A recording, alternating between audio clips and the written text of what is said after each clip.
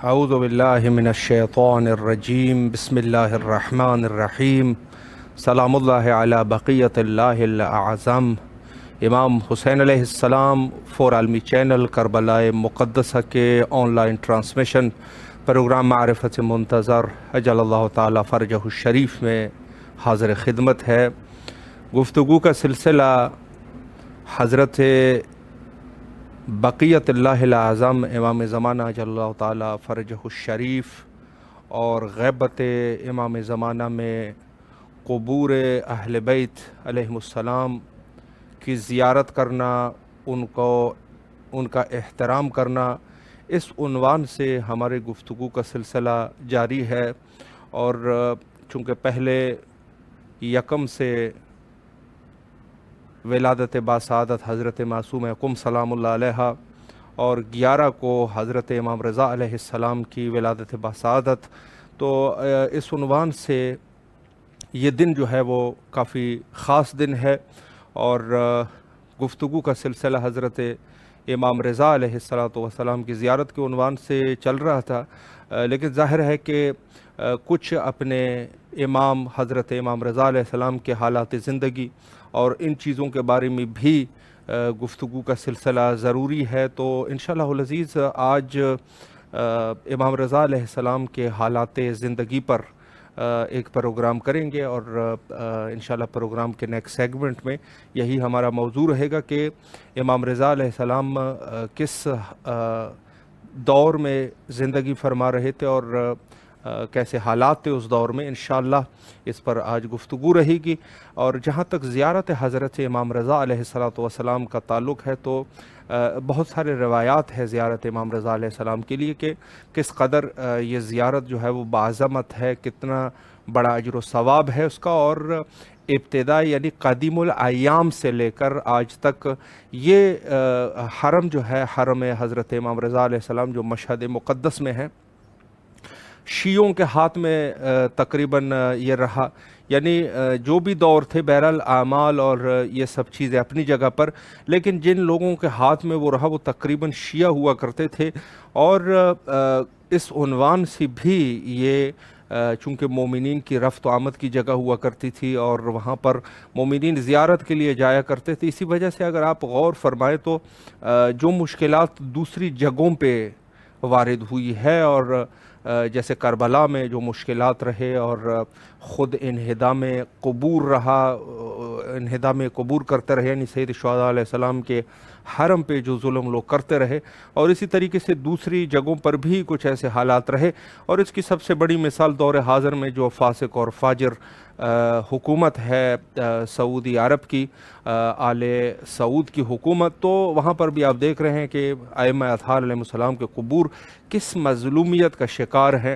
لیکن یہ ہے کہ امام رضا علیہ السلام کی قبر اقدس اور یہ حرم امام رضا علیہ السلام جو ابتدا اور قدیم الایام سے آج تک آباد ہے الحمدللہ، اور انشاءاللہ اسی طریقے سے آباد رہے گا۔ اور یہ خاص ایک اہمیت ہے اس جگہ پہ امام رضا علیہ السلام کی قبر کی زیارت کے عنوان سے۔ ایک حدیث مزید آپ کی خدمت میں پیش کروں۔ امام جواد علیہ السلام فرماتے ہیں کہ جس شخص نے طوس میں میرے بابا حضرت علی ابن موسیٰ رضا علیہ السلام کی قبر اقدس کی زیارت کی، میں جواد الائمہ علیہ السلام اس شخص کا ضامن ہوں کہ اس کو بہشت میں وارد کر دوں گا، یعنی میں اس کا شفیع بن جاؤں گا یہاں تک کہ اس کو بہشت میں وارد کر دوں۔ تو یہ وہ روایات ہے کہ جہاں پر جس سے اندازہ یہ ہوتا ہے کہ جس طریقے سے دوسرے ائمہ اطہار علیہ السلام کے قبور کے لیے اس قسم کے روایات موجود ہے کہ اگر کوئی شخص زیارت کرتا ہے تو وہ بہشت کا مستحق ہو جاتا ہے، وہ شخص جو ہے اس کی تمام گناہیں بخش دی جاتی ہے، دنیاوی مشکلات بھی اس کے حل ہو جاتے ہیں، دل کو ایک عجیب سا سکون مل جاتا ہے۔ یہ مومنین جو آج کے دور میں یعنی سخت حالات، سخت مشکلات میں بھی زیارت کے لیے تشریف لاتے ہیں، اس کی ایک وجہ یہ ہے کہ ان کو قلبی طور پہ سکون ملتا ہے۔ انسان جیسے قلباً مشکلات میں گرفتار ہوتا ہے یا مشکلات نہ بھی ہو، یہ دنیا ہے ہی ایسی جگہ کہ جہاں پر اگر کچھ بھی نہ ہو انسان اپنی جگہ پر بھی بیٹھا رہے، وہاں پر بھی انسان خوشی اور غمی کے عالم میں رہتا ہے، چونکہ دنیا کا معنی جو ہے، دنیا کا معنی ہی وہ پسترین مقام ہے کہ جہاں پر انسان زندگی گزارتا ہے۔ ظاہر سی بات ہے کہ اس دنیا میں جو شخص زندگی گزارے گا اس کے اوپر مشکلات کا آنا ضروری ہے، وہ مشکلات میں گرفتار رہے گا۔ اگر کوئی اور مشکلات نہ بھی ہو تو انسان قلبی اعتبار سے کبھی کبھی غمگین اور حزین ہو جاتا ہے۔ تو عرض کروں آپ کی خدمت میں کہ ان رنج و الم سے جب لوگ زیارات کے لیے جاتے ہیں، یعنی خود سب سے پہلے جو طریقہ تھا ہمارے پاک و ہند کا، سب سے پہلے امام رضا علیہ السلام کی زیارت کرتے تھے، پھر کربلا کی طرف آ جاتے تھے، اور اسی طرح نجف، سامرہ، کاظمین، اور پھر حج پہ بھی چلے جاتے تھے بعض لوگ، اور وہاں پر قبور بقی، ائمہ بقی علیہ السلام کی زیارت کر لیتے۔ تو یہ سب زیارات کا سلسلہ قدیم الایام سے چل رہا تھا، اور آج بھی ہے کہ جہاں مومنین کے مشکلات ہوتے ہیں، جہاں قلبی طور پہ وہ غمگین رہتے ہیں، جب یہ زیارات پہ آتے ہیں تو گویا کہ ان کے اس قلب بیمار کو، اس دل بیمار کو گویا کہ سکون مل گیا ہے اس زیارات کی برکت سے۔ تو اس عنوان سے بھی قدیم الایام سے یہ سلسلہ چلتا آ رہا تھا، اور آج بھی بحمد اللہ تعالی، یعنی اس سخت دور میں جو ابھی حالیہ کورونا کا دور، جو کووڈ کا دور تھا، یعنی اتنے سخت حالات تھے کہ جس کی کوئی انتہا نہیں۔ اس سخت حالات میں بھی چونکہ یہ دل ایسی چیز ہے کہ یہ کچھ نہیں دیکھتا، جس کو کہا جائے نا، بعض لوگ کہتے ہیں دل جو ہے وہ اندھا ہوتا ہے، یہ کچھ نہیں دیکھتا۔ اس کی وجہ یہ ہے کہ یہ کسی کی نہیں مانتا۔ ڈاکٹرز نے کہا کووڈ کا دور ہے اور کوئی جو ہے وہ نہ جائے، چونکہ یہ بیماری جو ہے یہ ایک سے دوسرے تک لاحق ہو جاتی ہے اور موت واقع ہوتی ہے۔ اور باقاعدہ میڈیا پر دکھا رہے تھے کہ ہر ملک میں ہزاروں لوگ فوت ہو رہے ہیں، ہزاروں لوگ فوت ہو رہے ہیں، لوگ اپنی فوت کے اور جنازوں کو دفن کرنے میں مشغول تھے اور نہیں کر سکتے تھے، اتنے لوگ، اتنی فوت کیا ہو گئی تھی، واللہ العالم یہ کیا چیز تھی، لیکن مشکلات بہت زیادہ تھے۔ مومنین جو ہے وہ ان چیزوں کی طرف توجہ نہیں کر رہے تھے، وہ یہ کہہ رہے تھے کہ کربلا کے رستے کھل جائے، ہم نے کربلا جانا ہے، اللہ اکبر۔ تو یہ مومنین کے دلوں کی کیفیت تھی۔ اور انشاءاللہ العزیز یہاں پر لیتے ہیں ایک چھوٹا سا بریک۔ پروگرام کے نیکسٹ سیگمنٹ میں امام رضا علیہ السلام کے حالات زندگی کے عنوان سے انشاءاللہ گفتگو کریں گے۔ یہاں پر لیتے ہیں ایک چھوٹا سا بریک۔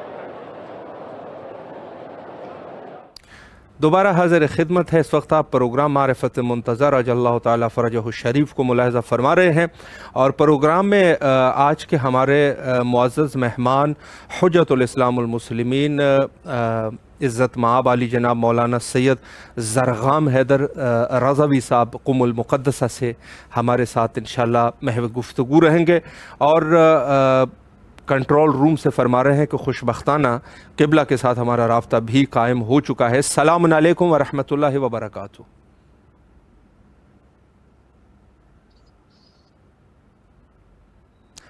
جی، رابطہ جو ہے وہ منقطع ہو چکا ہے۔ انشاءاللہ العزیز دوبارہ کنٹرول روم سے کوشش کریں گے کہ ان کے ساتھ رابطے کو قائم کیا جا سکے تاکہ اس مہم موضوع پر آج گفتگو کر سکے۔ حضرت امام رضا علیہ السلام، آپ کا ایک لقب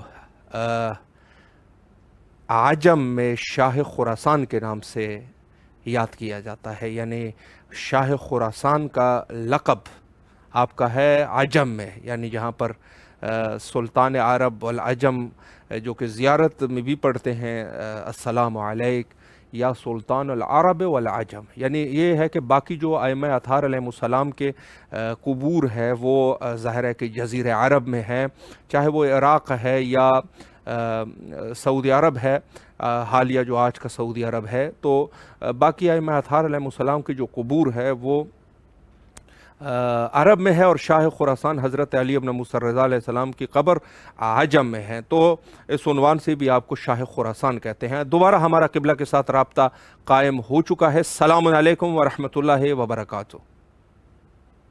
جی وعلیکم السلام ورحمۃ اللہ وبرکاتہ۔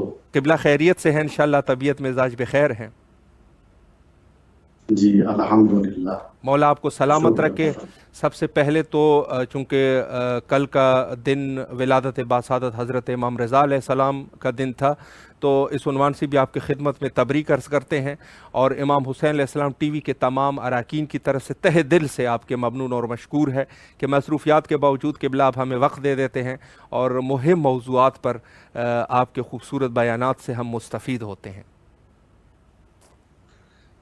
آقا، سب سے پہلے میں آپ کا اور آپ کی پوری ٹیم کو حضرت امام رضا علیہ السلام کی ولادت کی تبلیغ و تہنیت عرض کرتا ہوں آپ لوگوں کے لیے۔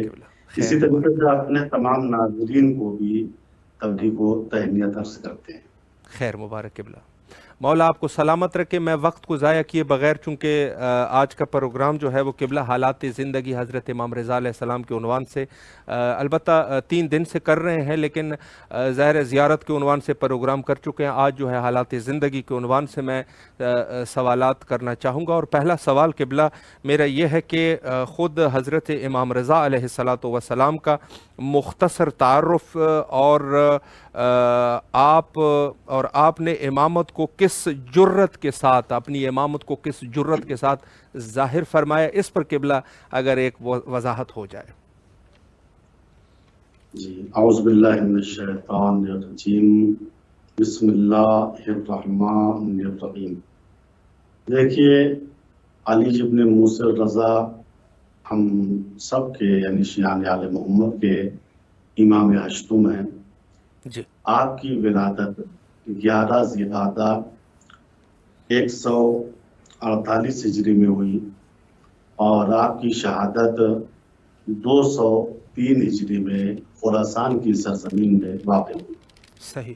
آپ ظاہری اعتبار سے اس دنیا میں 55 سال رہے، اور آپ کا دورہ امامت 20 سال کا تھا، جس میں آپ 17 سال تک مدینے میں رہے، اور زندگی کے آخری 3 سال آپ نے مامون کے اصرار پر خراسان کی سرزمین پہ گزارے۔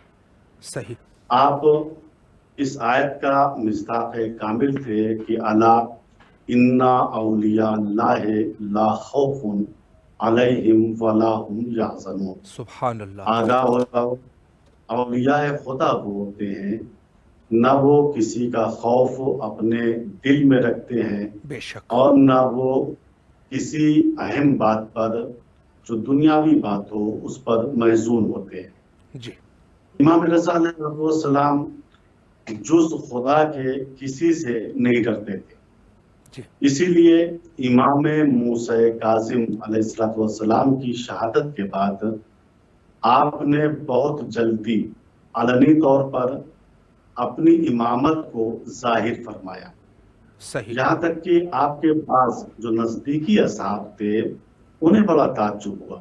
ان میں سے ایک محمد ابن سنان تھے۔ صحیح۔ محمد ابن سنان نے امام رضا علیہ السلام سے کہا، مولا ابھی ہارون کی شمشیر سے لہو ٹپک رہا ہے، اللہ، حال ہی میں اس نے آپ کے والد ماجد کو زہر کے ذریعے شہید کیا ہے۔ صحیح۔ کتنے شیعان آل محمد کی گردنوں کو اس ملعون نے قلم کر دیا ہے۔ جی، آپ نے اتنی جلدی اپنی امامت کو کیوں ظاہر کیا؟ اللہ اکبر۔ سیاسی اعتبار سے، دنیاوی اعتبار سے جی، مصلحت نہیں تھی کہ آپ اتنی جلدی اپنی امامت کو ظاہر فرماتے۔ صحیح۔ امام رضا علیہ السلام نے محمد ابن سنان کو مخاطب کر کے کہا، سنو، جی، رسول کی ایک بات نے جی، مجھے اس بات پہ جرأت بخشی جی، کہ میں اپنی امامت کو لوگوں کے سامنے ظاہر کروں۔ اللہ اکبر۔ محمد ابن سنان نے کہا، مولا وہ رسول کی بات کیا ہے؟ جی، امام نے فرمایا، اے محمد ابن سنان، مکے میں جب لوگ رسول اسلام کو اذیت دے رہے تھے، کوئی کانٹا بچھا رہا تھا، کوئی حالت نماز میں آپ کی پشت پہ اوجھلی رکھ رہا تھا، کوئی پتھر آپ کو مار رہا تھا، تو بعض اصحاب کو آپ کی زندگی کے بارے میں خدشہ ہوا اور اس بات کا ڈر ہوا کہیں آپ شہید نہ ہو جائیں۔ تو رسول اسلام نے فرمایا، اے میرے اصحاب، یاد رکھنا اگر ابو جہل اور اس کے ساتھی میرے سر کا ایک بال بھی کم کر دیں تو اللہ تم گواہی دینا کہ میں اللہ کا رسول نہیں ہوں۔ اللہ اے اکبر، محمد ابن اسلام، میں تم سے کہہ رہا ہوں، صحیح، اگر ہارون میرے اللہ سر کا ایک بال بھی کم کر دے اللہ، تو تم گواہی دینا میں اللہ کی طرف سے امام نہیں ہوں۔ سبحان اللہ، امام نے واہ، کے ذریعے واضح کر دیا جی کہ ہم ائمہ اطہار وہ ہوتے ہیں جی، جو خدائی نمائندے ہوتے ہیں، سبحان اللہ، اور ہماری شان کیا ہے، وَلَا يَخْشَوْنَ أَحَدًا إِلَّا اللَّهَ، اللہ ہم اکبر، اللہ کے علاوہ کسی سے نہیں ڈرتے۔ بے شک بے شک بے شک۔ قبلہ بہت ہی خوبصورت طریقے سے آپ نے وضاحت فرمائی۔ میں ایک سوال القابات حضرت علی ابن موسیٰ رضا علیہ السلام کے عنوان سے ایک سوال کرنا چاہوں گا۔ ویسے تو حضرت کے بہت سارے القابات ہیں، اور یہ جو لقب ہے علوم یعنی عالم آل محمد علیہ الصلوۃ والسلام، تو اس عنوان سے تمام ہمارے ائمہ جو ہے وہ عالم ہیں، لیکن یہ جو لقب عالم آل محمد جو حضرت امام رضا علیہ السلام کے لیے ہیں، اس کی وجہ تسمیہ بیان فرمائیں، اس کی کیا وجہ ہے کہ یہ لقب جو ہے وہ حضرت کے لیے خاص ہو گیا ہے؟ اس پر بھی قبلہ اگر ایک وضاحت ہو جائے۔ جی، دیکھیے کہ اس سلسلے میں عرض کروں جی کہ ہمارے تمام ائمہ جی، نور واحد سے خلق ہوئے ہیں، بے شک بے شک، اور ہمارا ہر امام اپنے زمانے کا عالم آل محمد تھا، بے شک، لیکن خصوصیت زمانی اور مکانی کی وجہ سے ائمہ کے القاب الگ الگ ہوئے۔ صحیح، یعنی ایسا زمانہ تھا، جیسی جگہ تھی، جیسے حالات تھے، اس اعتبار سے ائمہ معصومین نے لوگوں کی ہدایت فرمائی۔ اسی وجہ سے کسی امام کا لقب صادق ہوا، کسی کا لقب باقر ہوا، کسی کا لقب کاظم ہوا، اللہ، کسی کا لقب عسکری۔ سبحان اللہ، جی لیکن امام رضا علیہ السلام کا خصوصی لقب جی، عالم آل محمد ہے۔ سبحان اس کی ایک اللہ، وجہ جو مؤرخین نے بیان کی وہ یہ ہے کہ آپ کو جب سرزمین خراسان پر مامون نے بلایا تو مامون کا ارادہ یہ تھا کہ امام کو علمی اعتبار سے تذلیل کیا جائے، ان کے صحیح، رتبے کو نیچے لایا جائے۔ جی صحیح، اور اس زمانے میں مختلف مذاہب کے علماء مختلف علوم و فنون کا مظاہرہ کر رہے تھے۔ مجوسی علماء بھی تھے، یہودی علماء بھی تھے، عیسائی علماء بھی تھے۔ مامون ان لوگوں کو دعوت دیتا تھا کہ وہ آئیں اور امام رضا علیہ السلام سے مناظرہ کریں۔ صحیح، کبھی یہ مناظرہ انفرادی طور پہ ہوتا تھا، جی اور بعض مناظرے ایسے ہیں جو اجتماعی طور پہ ہوتے، مثلا عالم یہود بھی اس جلسے میں بیٹھا تھا، صحیح، عالم عیسائی بھی بیٹھا تھا، عالم مجوس، حتیٰ مشرک افراد بھی بیٹھے ہوئے تھے۔ لیکن امام رضا علیہ السلام نے ہر ایک کو دندان شکن جواب دی، سبحان اور اللہ، آخر میں انہوں نے اعتراف کر لیا کہ اگر اس روئے زمین پر کوئی شخص عالم ہونے کا لقب حاصل کر سکتا ہے اور عالم ہونے کا مستحق ہے جی تو یہ امام رضا علیہ السلام۔ سبحان اللہ، بے اس شک، وجہ سے چونکہ آپ نے علوم و فنون کا مظاہرہ کیا اور قسم نے بھی اعتراف کیا کہ اس روئے زمین پر جی اس وقت آپ سے بڑا کوئی عالم نہیں، یقیناً، لہذا بے آپ شک، کو عالم آل محمد کہا گیا۔ یہ ہے تاریخی گفتگو۔ اب صحیح، آئیے روایات میں ہم دیکھتے ہیں کہ امام رضا علیہ السلام کو عالم آل محمد کیوں کہا گیا؟ تو روایات کے اعتبار سے دو امام، صحیح امام موسیٰ کاظم علیہ السلام اور اسی طریقے سے امام جعفر صادق علیہ السلام، یہ دو ائمہ ہوئے جنہوں نے امام رضا علیہ السلام کو عالم آل محمد کا لقب دیا ہے۔ صحیح آئیے وہ روایت پڑھتے ہیں جو امام موسیٰ کاظم علیہ السلام کی ہے کہ آپ نے متعدد مرتبہ اپنے تمام فرزندان کو مخاطب کر کے امام رضا علیہ السلام کی طرف اشارہ کرتے ہوئے کہا، ھذا اخوکم عالم آل محمد، یہ تمہارا بھائی ہے، یعنی امام رضا عالم آل محمد ہے۔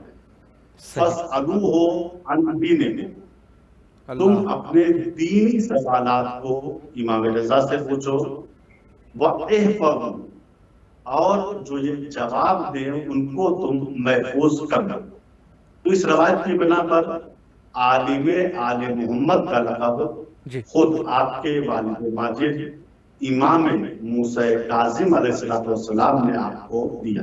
سبحان اللہ۔ دوسری روایت میں اس طریقے سے وارد ہوا ہے کہ امام جعفر صادق علیہ السلام اپنے فرزند امام موسیٰ کاظم علیہ السلام سے فرمایا کرتے تھے کہ عالم آل محمد کا ظہور تمہاری نسل میں سے ہوگا، عالم آل محمد تمہارے صلب کے اندر موجود ہے۔ پھر امام نے فرمایا، اے کاش وہ زمانہ ہوتا کہ میں ان کو دیکھتا اور ان کی استفادیت کو لوگوں کے سامنے ان کی زندگی میں بیان کرتا۔ صحیح۔ پھر چھٹے امام نے فرمایا اپنے فرزند امام موسیٰ کاظم سے کہ عالم آل محمد کا نام میرے جد علی کے نام پر ہوگا، یعنی جو عالم آل محمد کا نام ہے وہی نام آپ کے لیے انتخاب کیا گیا ہے جو میرے جد حضرت علی کا نام تھا۔ اسی لیے امام رضا کا نام جو ہے علی ابن موسیٰ، یعنی علی فرزند موسیٰ۔ تو یہ روایت اس بات پہ دلالت کرتی ہے کہ آپ کی ولادت سے پہلے آپ کو عالم آل محمد کا لقب مل چکا تھا، اور یہی ہمارا اعتقاد ہے کہ اصلی لقب اور اس کی معنویت اس وقت پیدا ہوتی ہے جب لقب کا صدور کسی امام معصوم سے ہو۔ چونکہ امام معصوم اپنی طرف سے لقب نہیں دیتا ہے، وہ خداوند متعال کی طرف سے آنے والے امام کے لقب کو اور اس کے نام کو بیان کرتا ہے۔ بے شک بے شک۔ جی قبلہ، بہت ہی خوبصورت طریقے سے آپ نے وضاحت فرمائی۔ میں ایک سوال مزید آپ کی خدمت میں کرنا چاہوں گا، اور وہ خود علوم علم غیب کے عنوان سے ہیں کہ یقیناً اشکالات کرتے رہتے ہیں مخالفین اور موافقین بھی، بہرحال جس قدر اس میں بھی اپنے نظریات پائے جاتے ہیں۔ تو اس عنوان سے میں سوال کروں کہ کیا آپ یعنی حضرت امام رضا علیہ السلام اللہ کی طرف سے علم غیب کے عالم تھے؟ اس امر پر کیا دلیل ہے؟ اس پر بھی اگر ایک روشنی فرمائیں قبلہ۔ جی دیکھیے، میں اس سلسلے میں عرض کروں کہ ہم شیعان آل محمد کا عقیدہ قرآن اور حدیث کی روشنی میں یہ ہے کہ خدا کا وہ نمائندہ جو خدا کی طرف سے آتا ہے، چاہے وہ نبی کی شکل میں ہو، رسول کی شکل میں ہو، امام کی شکل میں ہو، وہ خدا کی طرف سے علم غیب کا عالم ہوتا ہے۔ صحیح۔ یہ ہے ہم شیعان آل محمد کا عقیدہ۔ صحیح۔ اس کے اوپر اہم ترین آیت جو دلالت کرتی ہے وہ سورہ جن کی یہ آیت کریمہ ہے، عالم الغیب فلا یظہر علی غیبہ احدا، ذات خدا عالم الغیب ہے، وہ اپنے غیب کو کسی پر ظاہر نہیں کرتی۔ صحیح۔ इल्ला मन इर्तज़ा मिर रसूल, सुभान अल्लाह, मगर जिसको वाह, वो बउनवान रसूल बउनवान नुमाइंदा चुन। बस बेशक, जो भी बउनवान नुमाइंदा बउनवान हादी बशर जी, खुदा की तरफ से चुना गया है, सही, वो खुदा की तरफ से इल्म गैब का भी मालिक होता है। बेशक, सुभान ये अल्लाह, आयत अपनी दलालत में वाज़ेह और रोशन है, यकीनन, इसमें कोई शक व शुबा नहीं है। बिल्कुल, अब आइए हम देखते हैं कि इमाम रिज़ा अलैहिस्सलाम की जिंदगी में वो बहुत से वाक़यात हैं जी, जिनमें आपने इल्म गैब का मुजाहिरा किया। वो कौन से वाक़यात हैं? सही, देखिए, चूंकि वक्त की किल्लत है, सारे वाक़यात को मैं नहीं बयान कर सकता, लेकिन कोशिश करता हूँ जी, कि 2-3 रवायतें और 2-3 वाक़यात आपकी जिंदगी के जो हैं सही, उनको बयान करूं, बिस्मिल्लाह, ताकि आपका इल्म गैब उससे वाज़ेह और रोशन हो। जी, बेहतर है, देखिए, इसमें सबसे पहली रवायत जिसको नकल किया गया वो ये है कि सही, जब मामून की इसरार पर 200 हिजरी में इमाम रिज़ा अलैहिस्सलाम सरजमीन खुरासान पे वारिद हुए, जी, तो जाहिरी एतबार से मामून ने आपका बहुत ही एहतराम और इकराम किया जी, बिल्कुल, और एक बहुत बड़ा जलसा उसने मुनक़िद किया, लोगों को उसमें जमा किया। इमाम तशरीफ फरमा है। अब उसने अपने मक्काराना अंदाज में सही, इमाम को इस तरीके से मुखातिब किया, जी, ऐ अली इब्न मूसा, मेरा इरादा ये है सही, कि मैं खिलाफत से अपने आप को माजूल कर दूं और आपको अपनी जगह खलीफा बना दूं। सही, आप इस सिलसिले में क्या फरमाते हैं जी, कि मैं अपने को माजूल करूं और खिलाफत की तमीज को उतार दूं?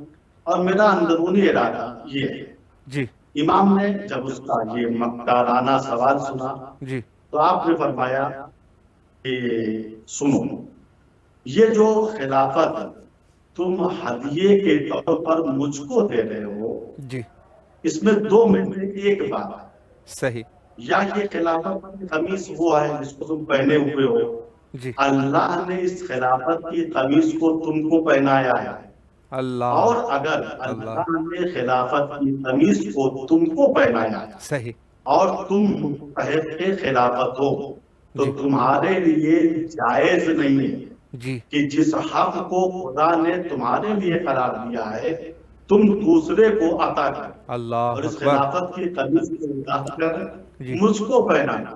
अगर खुदा ने खलीफा तुमको बनाया है कि नहीं बनाया। यकीनन, फिर इमाम ने फरमाया, या ये खिलाफत तुम्हारा हक नहीं है, जी, अल्लाह ने खिलाफत की तमीज को तुमको नहीं पहनाया।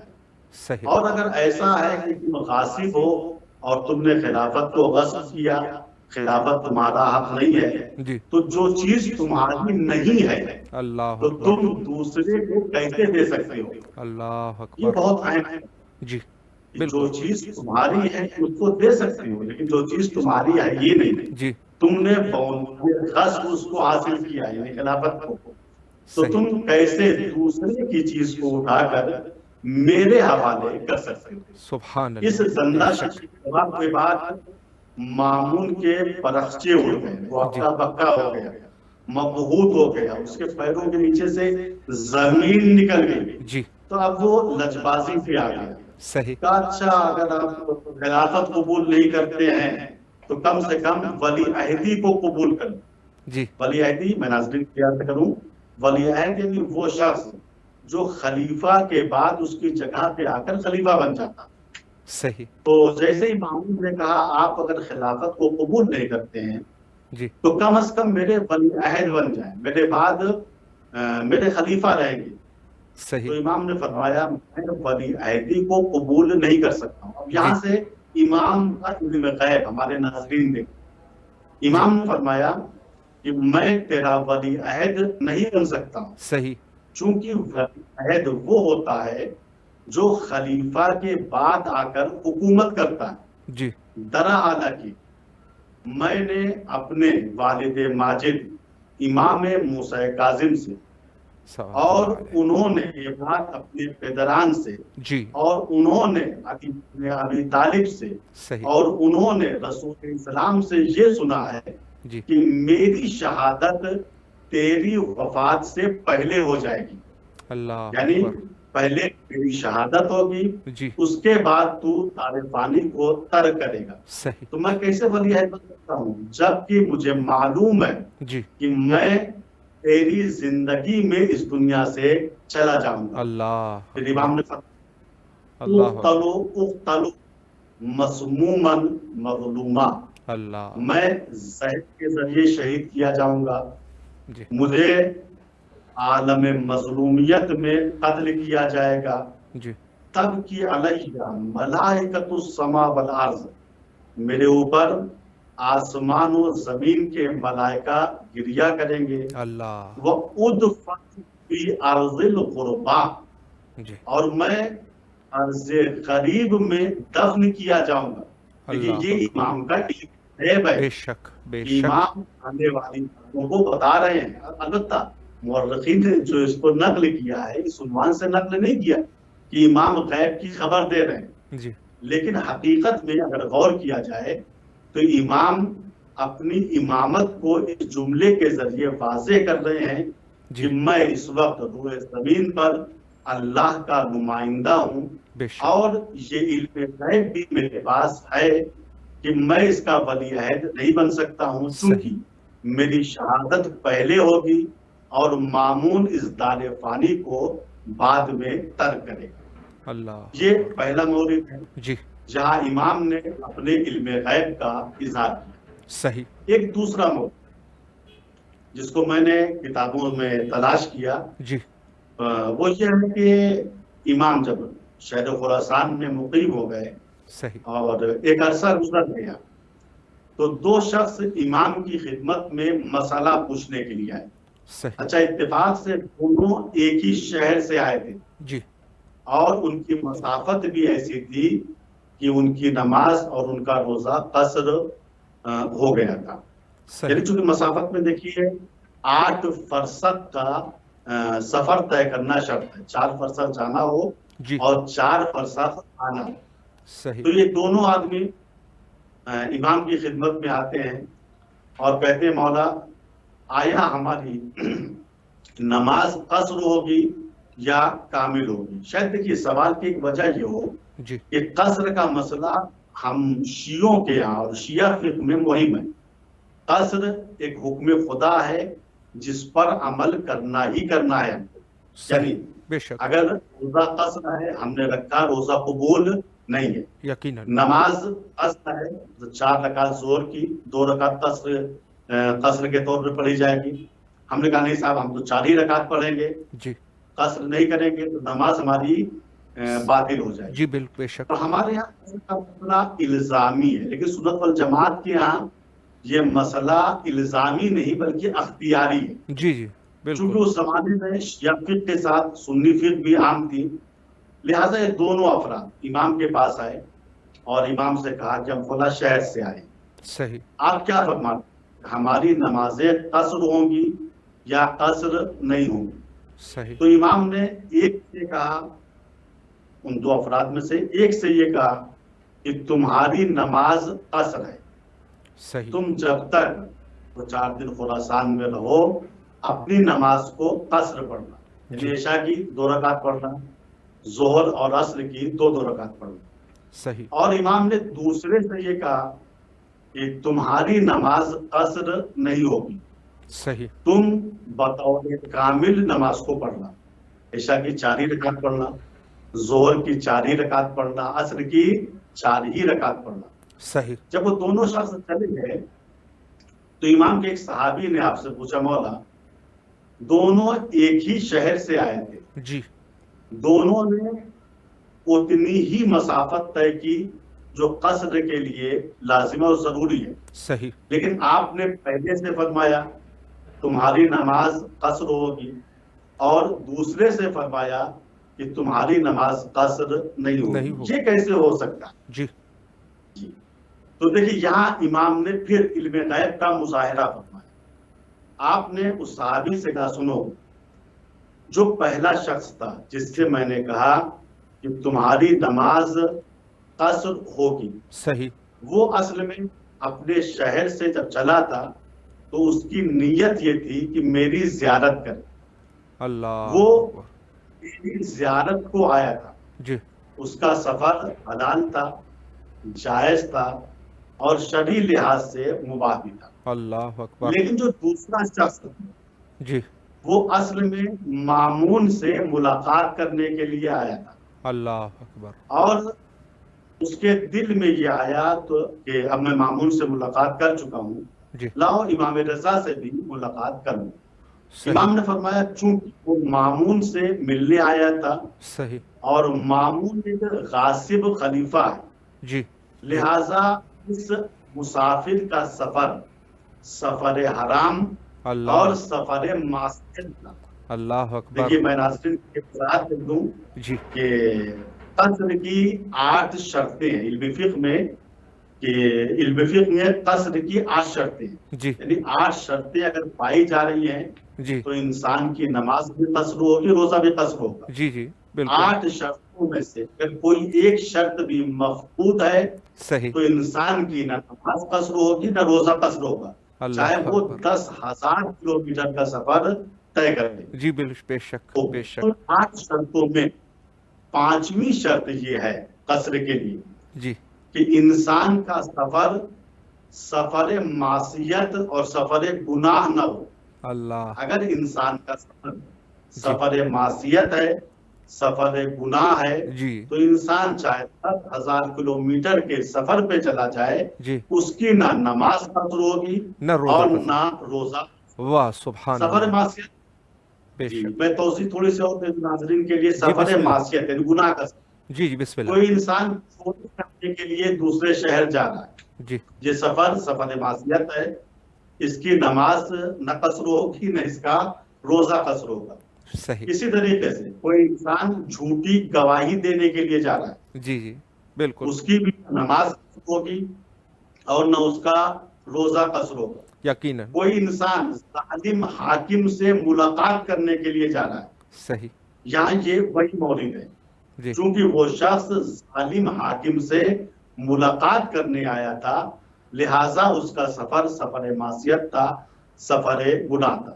بے شک، خلاصہ یہ کہ امام نے اس بات کو واضح کر دیا، ٹھیک ہے میں خراسان میں بیٹھا ہوا ہوں، جی، لیکن میں جانتا ہوں کہ خراسان میں کون شخص کس ارادے سے داخل ہو رہا ہے۔ اللہ اکبر، تو یہاں امام کا علم غیب واضح ہے، اور بے یہ شک، بات واضح ہو گئی کہ آپ خدائی نمائندے تھے، بے شک، اور جو بھی خدائی نمائندہ ہوتا ہے قرآن اس کے بارے میں بالفاظ صریح کہہ رہا ہے جی، کہ عالم الغیب فلا یظہر علی غیبہ احدا الا من ارتضی من سبحان رسول۔ اللہ، خدا سبحان اللہ، بے شک، عالم الغیب ہے، وہ اپنے غیب کو کسی پہ ظاہر نہیں کرتا الا من ارتضی من رسول، جی، لیکن جس کو بعنوان رسول اور بعنوان نمائندہ چن لے۔ جی، لہذا چونکہ امام رضا علیہ السلام خدا کی طرف سے امام تھے اور لوگوں کی ہدایت کے لیے خدا کی طرف سے معین ہوئے تھے، لہذا آپ کے پاس علم غیب موجود تھا۔ یہ جی، 2 دلیلیں ہیں، آپ فرمائیں کہ وقت کتنا ہے تاکہ میں تیسری دلیل کو پیش کر سکوں۔ قبلہ تقریباً 2 منٹ کا ٹائم ہے ہمارے پاس، 2 منٹ قبلہ، خیر بہرحال وقت بہت کم ہے، انشاءاللہ اور قبلہ یہ دلیل کسی اور جلسے میں اس پر جو ہے بھی گفتگو کی جا سکتی ہے، 2 منٹ کا ٹائم ہے قبلہ، اس میں اگر آپ کچھ بیان فرمانا چاہیں تو۔ جی دیکھیں میں کوشش کر رہا تھا کہ زیادہ سے زیادہ مطالب مولا آپ کو امام سلامت رکھے، معصوم کی شرح کر سکوں، جی، اور یہ توفیق الہی میں سمجھتا ہوں کہ اس عبادت عشق میں جی، شریک ہوا، مولا آپ کو اور سلامت بہرحال رکھے، یہ ایک ایسی عبادت ہے کہ جس عبادت میں طہارت نفس شرط ہے۔ سبحان اللہ، بے شک، طہارت وضو نہ ہو جی، اور تیمم نہ ہو، غسل نہ ہو، یقیناً، وہ تو بہت اچھی بات ہے، جی، لیکن اس عبادت کی توفیق ہر ایک کو نہیں ہوتی ہے. نفس کی طہارت، نسل کی طہارت، مزاج کی طہارت، جی کردار کی طہارت بے شک. اس عبادت میں کرتا ہے. اور میں خداوند متعال کا شکر ادا کرتا ہوں کہ خداوند متعال نے اس عبادت میں مجھ کو شریک کیا اور مجھ کو موقع سلامت دیا رکھیں. کہ یہ ثواب جاریہ جو بیان ہے جی اور وہ بھی آپ کے چینل کے ذریعے لوگوں تک پہنچے. اور بزرگواری اس ہے ثواب تمام میں تمام شریک ہیں انشاءاللہ. اور انشاءاللہ. ہم خداوند متعال سے دعا کرتے ہیں خدایا بحق امام رضا جی ہم سب کی مشکلات دنیاوی اور اخروی کو تمام فرما، ختم الہ فرما. آمین. الہ آمین. تو حقیقی معنی میں امام رضا کا شیدائی بنا الہ آمین. اور امام رضا کی معرفت ہم سب کو عطا فرما. الہ آمین. خدایا ہم سب کو اس غریب الغربا امام کی معرفت کی اس طریقے سے توفیق دے کہ ہم چاہے جتنا غریب الوطن رہیں، اپنی غربت کو جب دیکھیں تو پہلے امام رضا کو یاد کریں اور اس کے بعد اپنی غربت پر نگاہ کریں. وآخر دعوانا ان الحمد للہ رب العالمین والسلام علیکم ورحمۃ اللہ وبرکاتہ. قبلہ مولا آپ کو سلامت رکھے. نہایت ہی تہ دل سے آپ کے شکر گزار ہے. دل تو نہیں کر رہا کہ پروگرام کو ختم کیا جا سکے، لیکن یہ ہے کہ وقت جو ہے دامن وقت میں مزید گنجائش نہیں ہے. آپ سے قبلہ امام حسین علیہ السلام ٹی وی کے تمام ٹیم کے لیے التماس سے دعا کرتے ہیں، اور یقیناً آپ کی طرف سے بھی کربلائے مقدسہ میں نائب و زیارہ اور دعا گو ہے. قبلہ آپ سے اجازت چاہیں گے. فی امان اللہ. خدا حافظ. خدا حافظ. یہ تھے ہمارے ساتھ آج سعادت کی بات تھی کہ آج حجت الاسلام المسلمین علی جناب عزت مآب استاد مولانا سید زرغام حیدر رضوی صاحب قم المقدس سے ہمارے ساتھ محو گفتگو تھے. حضرت امام رضا علیہ السلام کے عنوان سے بڑی خوبصورت بات انہوں نے کی. علم غیب کے اوپر خوبصورت دلیل، قرآنی دلیل لے کے آئے. یقیناً مذہب شیعہ کے جو اعتقادات ہے اس میں سے ہمارا ایک عقیدہ یہ ہے کہ ہمارے معصومین جو ہے وہ صاحب علم غیب ہوتے ہیں، اور صاحب علم غیب کے بارے میں جیسے قرآن کے فیصلے ہیں، یقیناً قرآنی دلائل موجود ہے. تو مذہب شیعہ کا یہ طور امتیاز ہے کہ یہ وہی حقیقی اسلام ہے کہ جو اسلام خود رسالت مآب صلی اللہ علیہ وآلہ کے اوپر اللہ سبحانہ و تعالیٰ کی طرف سے نازل ہوا تھا، اور لوگوں کو اسی اسلام کی طرف دعوت دی گئی تھی. یہ وہی حقیقی اسلام ہے جو مذہب شیعہ کی شکل میں اس وقت آپ دیکھ رہے ہیں. اور تمام مسلمانوں کے لیے یقیناً مذہب شیعہ باعث فخر ہے، اور ہر اعتبار سے، چاہے وہ علمی اعتبار سے ہو یا اخلاقی اعتبار سے، یقیناً کوئی مانے یا نہ مانے، لیکن یہ قوم وہ قوم ہے کہ جس کے لیے رسول اللہ نے فرمایا تھا کہ اے علی تو اور تیرے شیعہ فائزین میں سے ہوں گے اور وہ کامیاب ہو جائیں گے. تو یہ یقیناً وہی قوم ہے. مولا تمام مومنین کو اپنے حفظ و امان میں رکھے. کربلائے مقدسہ بین الحرمین تمام مومنین کے لیے دعا گو ہے، اور آپ سے بھی التماس سے دعا کرتے ہیں کہ بالخصوص بند حقیر اور امام حسین علیہ السلام ٹی وی کے تمام اراکین کے لیے دعا فرمائے. سب سے مہم دعا ہے حجت خدا کے ظہور کے لیے، اور تمام مومنین کی نیابت میں یہ دعا جو ہے بین الحرمین ہم انجام دے رہے ہیں. اللہم عجل لولیک الفرج.